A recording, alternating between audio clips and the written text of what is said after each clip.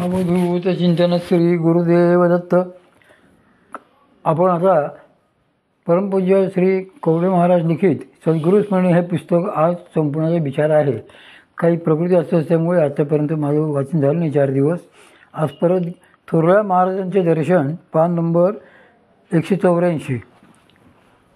आपल्या या नारायणाचा स्वभाव अत्यंत साधा सरळ. त्याला त्यावेळी परमपूज्य श्री मामांनी सांगितलेले होते की माऊलीत टेंबेस्वामी महाराजांचा फोटो आहे, त्याचीच उपासना तू करीत जा, त्यांना शरण जाऊन त्यांचीच सेवा करीत जा. असा हा नारायण एवढा एकनिष्ठ की टेंबेस्वामी महाराज सोडून इतरांच्या फोटोंकडे तो मग बघायचा देखील नाही.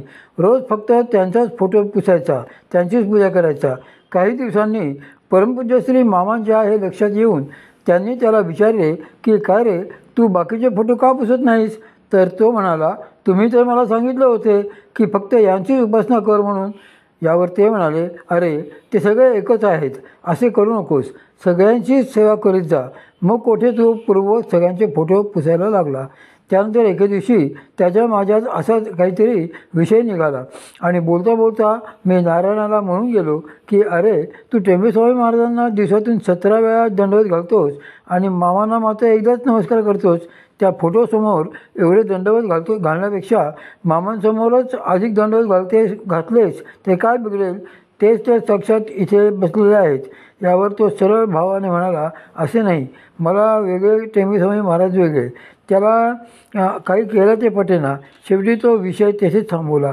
तिसऱ्या दिवशी रात्रीच्या वेळी सगळी मंडळी निघून गेल्यावर परमपूज्य श्री मामा एकटेच पत्त्यांचे लाव लावून त्यांच्या कॉटवर बसले होते. हल्ली जेथे त्यांचे सिंहासन आहे तेथेच आधी त्यांची कॉट असे.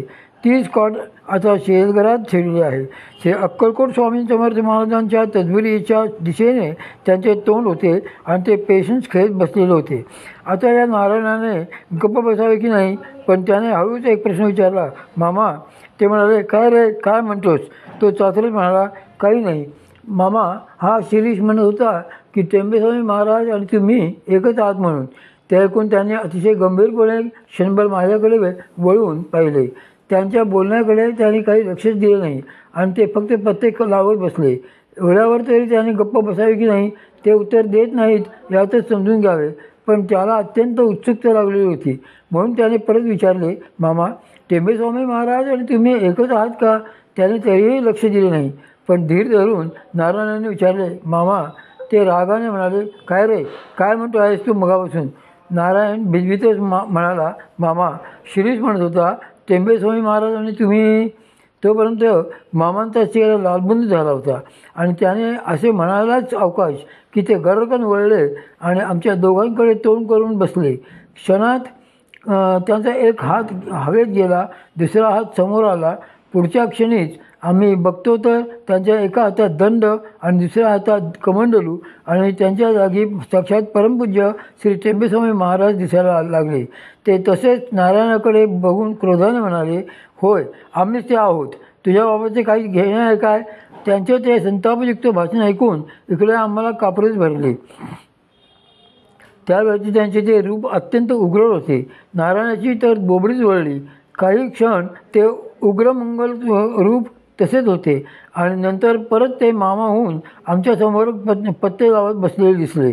नारायणामुळे त्यांचे हे देवदुर्लभ असे रूप साक्षात बघण्याचे त्या रात्री मला सौभाग्य लाभले.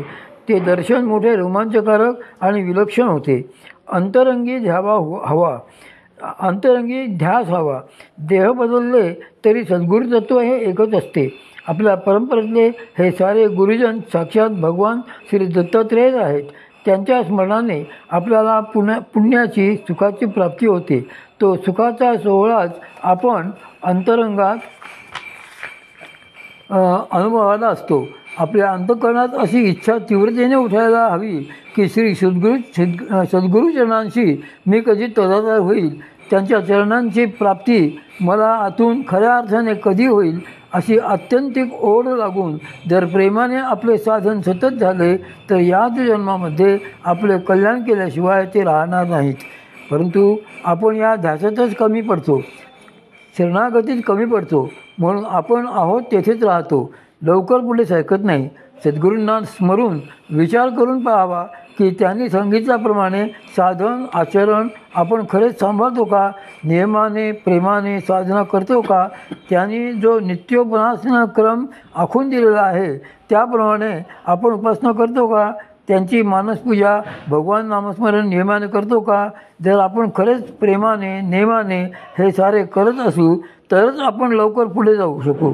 कारण त्यांनी आपल्याला जे दिले आहे ते 100% चोख साधन आहे, पण ते जोपासण्याचे प्रयत्न मात्र आपणच करायचे आहेत. आपल्या पुरुषार्थाचाच तो एक भाग सांगितलेला आहे. सद्गुरू जरी अज्ञानाला ज्ञानी करण्यास अत्यंत समर्थ असले तरी ते एखाद्याला हातात असे आयते फळ कधीच देणार नाहीत. त्यासाठी निश्चितच त्याला काहीतरी करायला लावतील. मोठमोठ्या महात्म्यांना ज्या गोष्टी खडतर तपानेही लाभत नाही अशा गोष्टी त्यांच्या कृपेने आपल्याला आतून सहजच उपलब्ध होतात, आतून अनायासे अनुभवाला येतात. या त्यांच्या कृपेला काही तोडच नाही. साधनेची कदर हवी.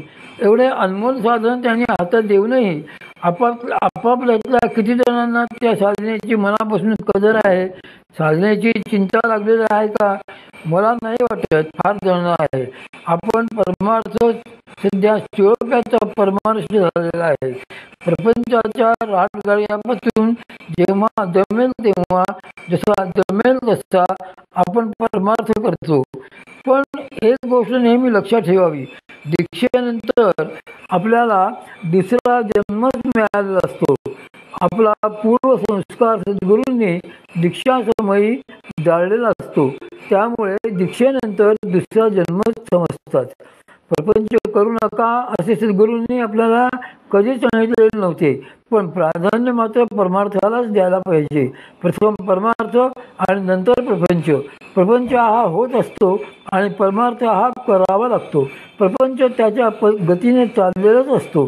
त्याचे आवाजवी कौतुक करून दीक्षेने मिळालेला नवजन्मही मलिन करू नये. परमार्थ निष्ठेने झाला पाहिजे, तो प्रेमाने सातत्याने झाला पाहिजे. परमार्थासाठीच आपल्याला जगता आले पाहिजे.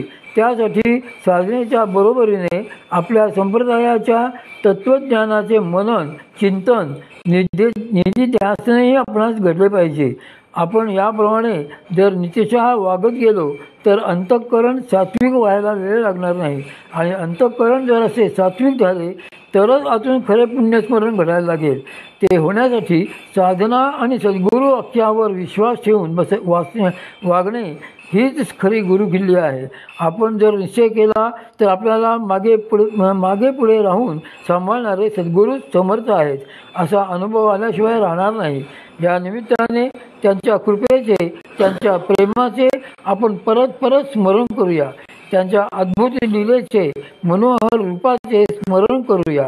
शेवटी आमचे साधन प्रेमाने नियमाने घडत राहून आपले सतत ध्यान हृदयाला जडावे अशी त्यांना प्रार्थना करून झालेली ही सेवा त्यांच्या हस्तकामध्ये अर्पण करतो.